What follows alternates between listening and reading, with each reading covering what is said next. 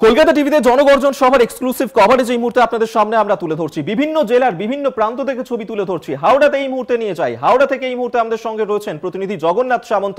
জগন্নাথ, আজ সকালবেলায় তুমি ছবি তুলে ধরছিলে যে কর্মী সমর্থকরা তারা আসতে শুরু করেছেন, কেউ জলপথে আসছেন, কেউ সড়ক পথে আসছেন।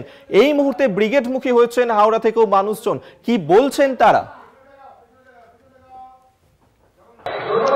দেখো, তোমাকে বলে রাখতে পারি হাওড়া স্টেশনটা খুব গুরুত্বপূর্ণ ব্রিগেডের ক্ষেত্রে। কেন হাওড়া স্টেশনে জেলার বিভিন্ন প্রান্ত থেকে মানুষ আসতে পারে ট্রেনে করে, তাছাড়াও হাওড়া ব্রিজ দিয়ে বাসে করে এবং বিভিন্ন যানবাহনের মাধ্যমে ব্রিগেডের পথে যাচ্ছে। বলা যেতে পারে নদিয়া, বীরভূম, ঝাড়খণ্ড, বাঁকুড়া সমস্ত জেলা থেকে মুর্শিদাবাদ আজকে এসে পৌঁছেছে হাওড়া স্টেশনে এবং এখান থেকে সারিবদ্ধভাবে বাসে করে কেউ কেউ হাঁটা পথেও চলছে ব্রিগেডের উদ্দেশ্যে।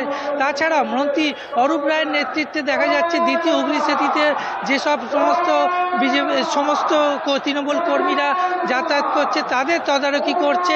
পাশাপাশি লঞ্চে করেও দেখা যাচ্ছে হাজার হাজার মানুষ যাচ্ছে ব্রিগেডের উদ্দেশ্যে।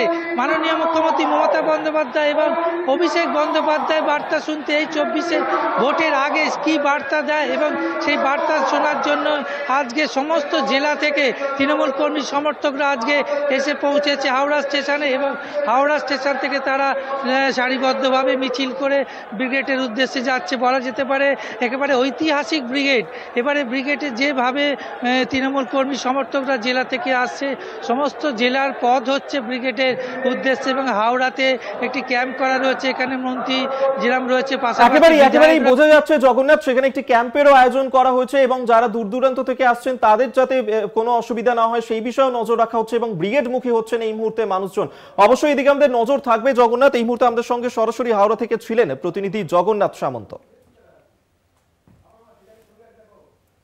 আপনাদেরকে সেই ছবি এই মুহূর্তে দেখাচ্ছি যেখানে বার্ড আই ভিউতে দেখতে পাচ্ছেন সেই ছবি যেখানে ব্রিগেডমুখী হচ্ছেন তৃণমূলের কর্মী সমর্থকরা বিভিন্ন প্রান্ত থেকে। তারা মানুষজন আজকে শহর কলকাতামুখী হয়েছেন। ব্রিগেডে আজকে যে জনগর্জন সভা রয়েছে যেখানে বক্তব্য রাখবেন তৃণমূল সুপ্রিমো, তিনি কি বার্তা দেন সেই বার্তা শোনার জন্যই ব্রিগেডে।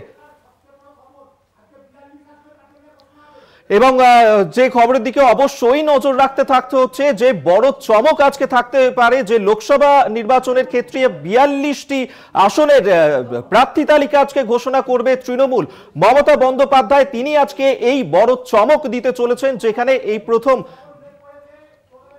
যে কলকাতা টিভি এই খবর প্রথম আপনাদের সামনে তুলে ধরেছে। যে ব্রেকিং খবর আপনাদের সামনে আমরা তুলে ধরেছিলাম কলকাতা টিভিতে, যে আজকের এই সভা মঞ্চ থেকেই 42 আসনের প্রার্থী তালিকা ঘোষণা হতে পারে।